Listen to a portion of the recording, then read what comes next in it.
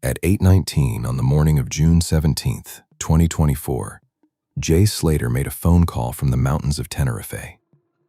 He was 19 years old. He was more than 30 kilometers from the hotel where he was supposed to be staying. He'd spent the night at an Airbnb belonging to people he'd only met a few hours earlier. And now he was trying to get back.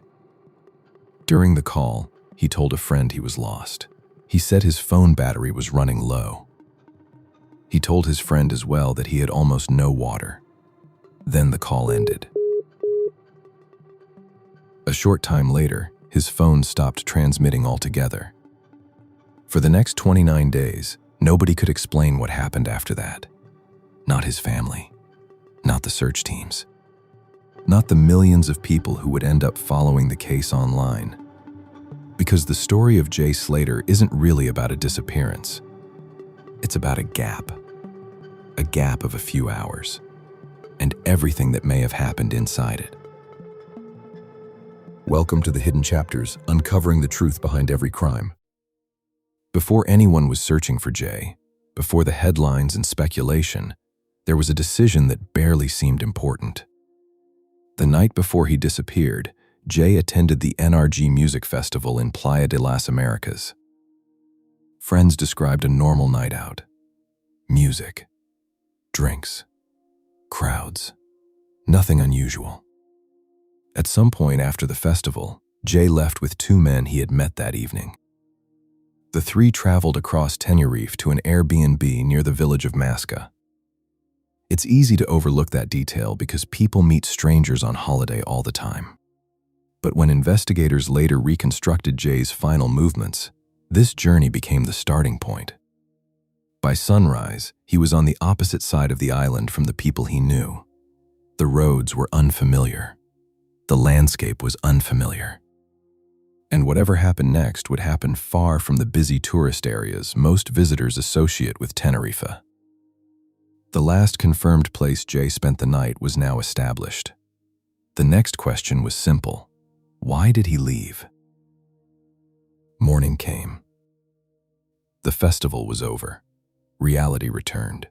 At some point after waking up, Jay left the Airbnb. Investigators later established that he was trying to get back to the south of the island.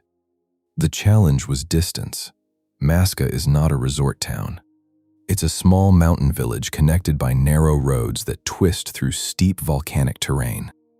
Even driving through the area can feel slow. Walking through it is something else entirely. One witness later reported seeing Jay asking about buses.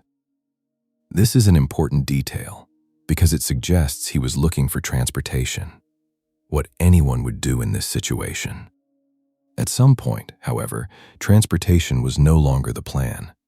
Instead, Jay began moving on foot, and the exact reason remains unclear. What is clear is that he was now traveling through terrain he did not know.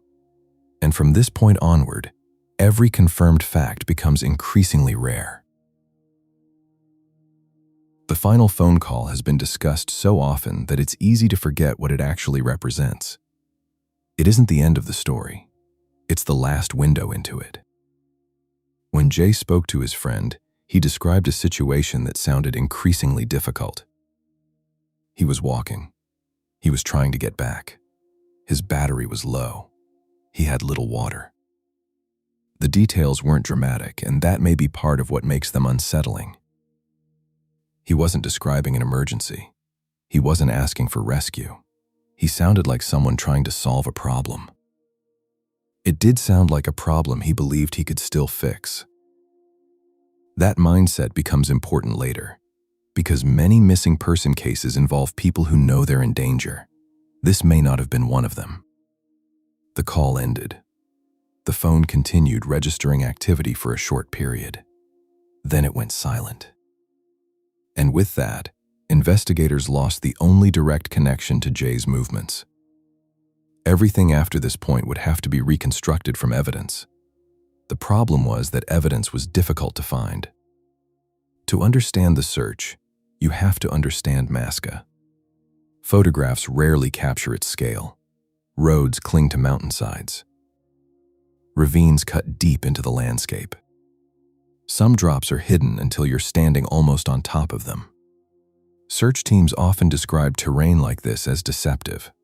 From above, an area can appear visible, but from the ground, it can be almost impossible to search thoroughly.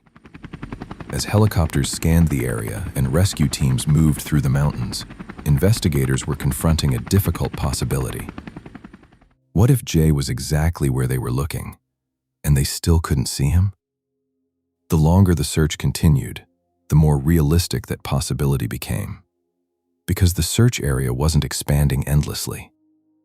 Much of the attention remained focused around the same region where his phone had last been active. And yet nothing was found. Days passed, then weeks. The gap remained. As public interest exploded, two investigations effectively began running side by side. One was conducted by search teams. The other was conducted by the internet. Online, theories multiplied rapidly. People examined maps, studied photographs, compared timelines, speculated about everyone involved. Some theories focused on the men Jay had met. Others focused on possible criminal explanations. The problem was that theories were growing faster than evidence. Investigators kept returning to the same challenge. What could actually be proven? At that stage, very little. The last confirmed location, the phone data, the witness sightings, the call. Everything else sat somewhere between possibility and assumption. And meanwhile, the one thing everyone wanted remained missing: Jay himself. If this case has pulled you in so far, take a second to like the video and share it. It genuinely helps these documentaries reach more people and helps us continue investigating cases just like this. 29 days after the disappearance, search teams located human remains in a steep area near where Jay's phone had last been active. The location immediately drew attention, not because it was far away, because it wasn't. The discovery was made within the broader area that had been searched from the beginning. That fact raised an uncomfortable question. How could someone remain undiscovered for nearly a month in an area investigators already considered important? The answer appears to lie in the terrain itself. The area was difficult to access. Recovery operations required specialist teams. The landscape that complicated the search had also concealed the evidence. For investigators, the gap was beginning to close. Not completely, but enough to start understanding what may have happened. Forensic examinations indicated injuries consistent with a fall from height. Investigators reported no evidence suggesting assault, no evidence of restraint, no evidence indicating another person had been present when the fatal injuries occurred. Gradually, a picture began to emerge, not of a crime scene, but of an accident.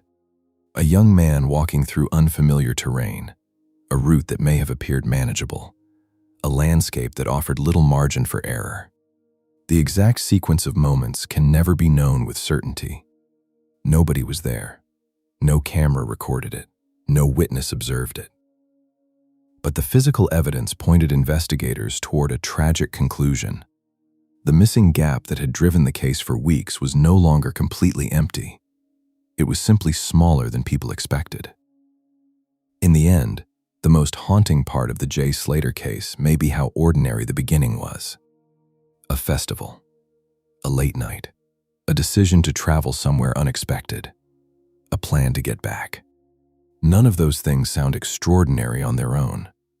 Yet somewhere between an Airbnb in Masca and a final phone call at 8:19 in the morning, a routine journey turned into a fatal one. That's what keeps people returning to this case. Not because every question was answered, because some of the most important moments never can be. The final route, the final decisions, the final realization, if there was one, that something had gone wrong. Those moments belong to a stretch of time that nobody witnessed. Investigators were able to narrow that gap. Search teams were able to locate where it ended, but the hours in between remain largely unseen. And that's where the story still lives.